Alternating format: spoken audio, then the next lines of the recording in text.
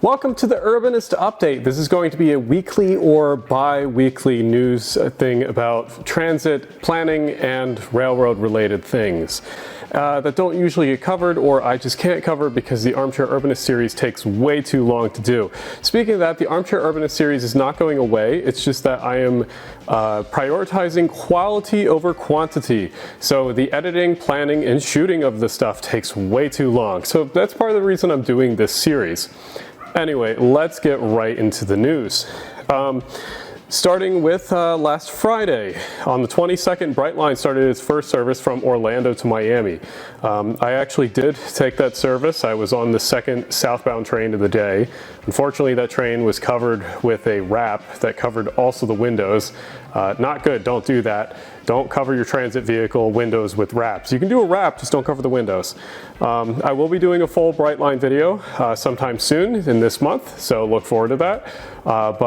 Yeah, the service is so far really successful. Every single train has been full or near full, and Brightline seems to be selling out most of the trains, or close to most of the trains, that go between Orlando and Miami. This is kind of what they've been building up to for a long time, so it's exciting to see them finally have everything together and working, and it's finally exciting that, I got to ride it. I do have more words on this, obviously, about Brightline, and I don't think it's completely perfect, but that's going to be in its own video. Next thing is the proposed red line development alternatives have been released for the Baltimore line. So those who don't know, the Baltimore Red Line is an east-west line in Baltimore. Most of the Baltimore transit that's rail or frequent runs north-south. So they desperately need a line that runs east-west. There has been a debate over what kind of transit mode to use for this. A lot of people are saying that it should be heavy rail subway, like the original Metro TransLink that they have there. But most people are saying that it should be light rail, and then there's a small portion of people that have suggested bus BRT, which obviously we would not prefer, but if it gets built, then sure, whatever. But it should be light rail probably. There is a bunch of open houses later this year that if you are in the Baltimore area or in the Baltimore metro area, you should go to. I will have them listed below, and they should be on screen now. But the biggest news, other than Brightline, has been new Amtrak grant money has been awarded. There's been grants awarded by the Federal Railroad Administration, with the most amount of money of the grant going to California High-Speed Rail. $202 million in the grant is going to the design, right-of-way, and purchases, construction of grade separations in and around the city of Shafter in the Central Valley. Also, there is $178 million for the Gulf Corridor project for service between New Orleans and Mobile, Alabama. This is track improvements and different improvements so that freight doesn't get in the way. There's a bunch of money going to 6 different short lines that will receive money for track upgrades and new locomotives. $8.8 million is going for the Mark Penn to Camden line connector.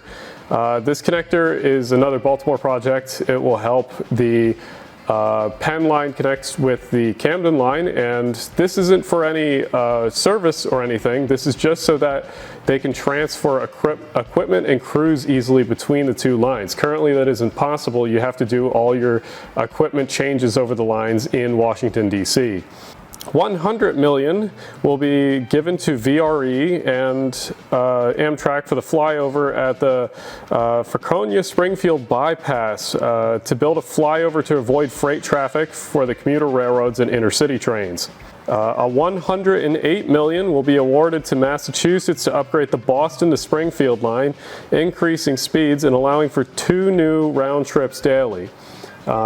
Because currently the only service between Boston and Springfield is the Lakeshore Limited, and if you are going eastbound to Boston from Springfield, the Lakeshore Limited is often late. And then finally, $42 million is going to the Capital Corridor for the Joint Powers Authority for the 3rd track between Sacramento and Roseville, allowing for 2 more round trips. This is big. Capitol Corridor is one of the busiest Amtrak lines out of all the ones that they run. It has some of the most frequent service of all the services that they run. Next, California thing.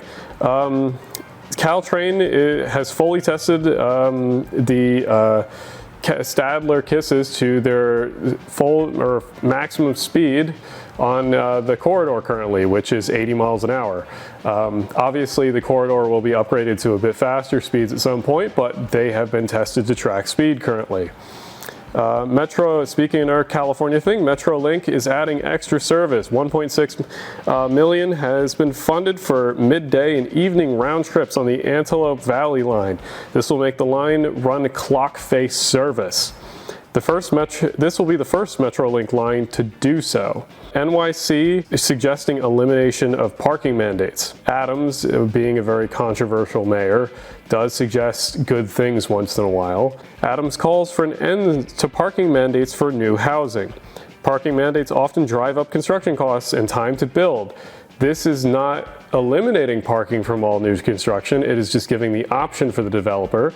Before, there was no option. You had to include parking in your development or whatever new housing you're building. This is now optional. Unfortunately, this is not immediate. This is going to be pushed through a lengthy uniform land use review procedure that New York does with all of its boroughs and council, whatever. I'm not entirely sure how New York works because no one knows. But it's slated to begin in the coming spring for the final votes on this. New York advocacy groups are following this. I'll link the Streets blog post for this down below, but keep that on the lookout. On to more local stuff for me. SEPTA is now accepting credit and debit cards. So if you visit the city and want to ride a bus or the subway or regional rail, you can now use your credit or debit card on the train, bus, or regional rail. This makes it very easy to visit without having to get a key because you don't need another transit card, even though some people collect them.